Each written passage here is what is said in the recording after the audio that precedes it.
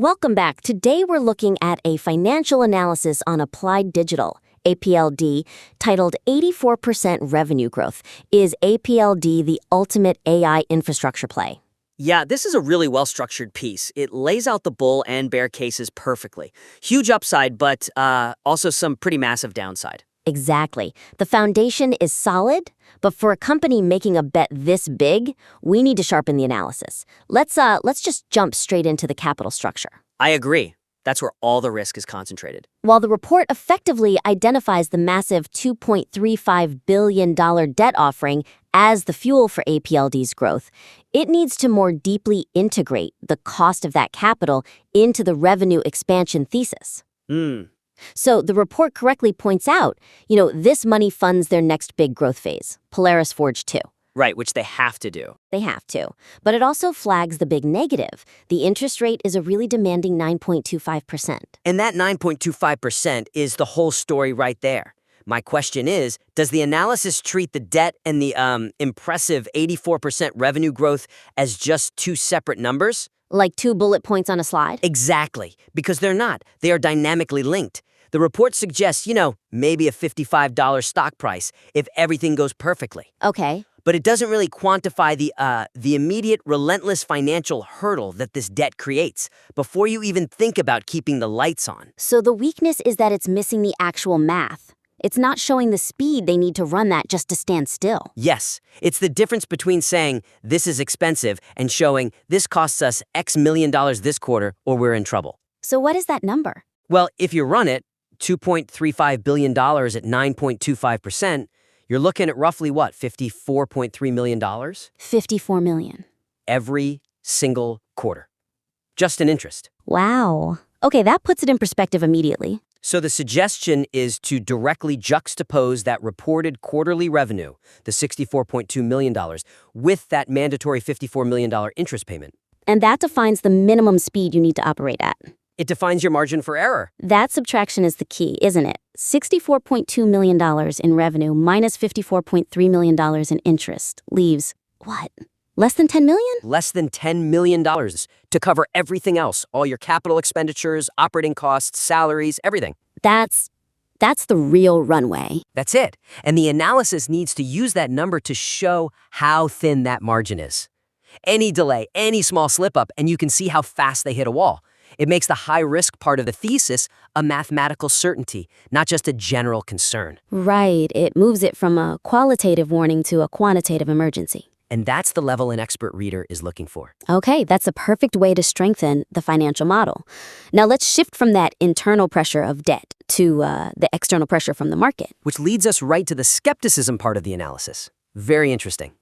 The report introduces the significant risk factors, 32% short interest and high insider selling, but it would be strengthened by hypothesizing the market's rationale behind these actions, rather than just listing them as red flags. It notes that a staggering 32% of shares are shorted. That's a huge number. And then you have directors and the CEOs selling stock in late 2025. With zero open market buys. Zero. Right. And the analysis kind of attributes this to, general worries about debt and dilution. But that doesn't really answer the core question, does it? If APLD is this ultimate AI infrastructure play, if they have NVIDIA and CoreWeave as partners, a $16 billion pipeline, then why are the insiders selling? And why is a third of the market actively betting that it will fail? The smart money is usually ahead of the curve. What do they see that we don't? So the listener isn't just looking for a list of who is skeptical. No, they want to know why they're skeptical. So the suggestion is to add a speculative section, really dig in and explore the specific contractual risks or bottlenecks that could actually justify that short interest. So what would that look like? Where would you start digging? I'd look at the contracts, the fragility of those contracts. The report needs to question that $16 billion contracted revenue figure. You mean, is it real money? Is it guaranteed? Are those big CoreWeave contracts true take-or-pay deals? Or is the revenue actually tied to milestones, to utilization targets, maybe even to specific power costs? Okay. If it's utilization-based, it's not guaranteed revenue, it's potential revenue. It becomes soft. And that would absolutely justify the skepticism. A pipeline is only as strong as its cancellation clause. Right. So the analysis could suggest looking through regulatory filings for any details on those penalties. If a partner can just walk away with a small fee, then that $16 billion number is more of a marketing figure than a financial one. And that also explains the insider selling. It connects everything. The report should hypothesize that maybe the CEO knows that the big revenue is heavily backloaded, years away. And they have to survive the near term first. They have to survive that $54 million quarterly interest payment now. And if the big money doesn't come in for 3 years, well, that explains why you'd sell some stock. The short sellers might see that the weighted average duration of that pipeline makes the current debt load totally unsustainable without more dilution. And that provides the sophisticated, nuanced explanation that the analysis is currently missing. Exactly. Excellent. That adds a much-needed interpretive layer. So we've hit capital cost, market reaction. Let's move to the third and final point, which is the core of their entire strategy. The pivot itself. To fully support the bull case, the analysis needs to quantify the qualitative difference between the old crypto hosting revenue and the new high-performance computing revenue, moving beyond the assertion that the pivot is complete. Yes. The report does a great job making the case that, APLD has shifted from volatile crypto hosting to the high-growth HPC sector. And that's the whole story. It's the whole justification for taking all this risk. But the weakness here is that it relies on the idea of the pivot being complete. It says the words, but it doesn't really show the proof in the numbers. What do you mean? Well, the company just reported negative free cash flow of, $331 million? That's a huge burn rate. Okay. If these new HPC contracts are only a little bit better than the old crypto ones, then they're still just burning cash at an incredible rate. They've just changed the sign on the door to AI infrastructure. So we need proof that the new revenue isn't just replacing the old revenue dollar for dollar. It has to be fundamentally better. More profitable, more stable, a higher cash flow per megawatt of power. Without that proof, the whole thesis just collapses under the weight of the debt we just talked about. Right, so the suggestion is to find metrics that actually measure the financial value of this new HPC business? You have to prove it's a superior business model that justifies the risk. So how can the analysis do that? I mean, specific contract margins, that's usually proprietary information. True, but you can use proxies. The focus should be on gross margin analysis. The listener should look for data, even if it's estimated from industry reports or competitors, that compares the gross margin of a legacy crypto contract to a modern HPC one. Per megawatt? Per megawatt. That's the key unit.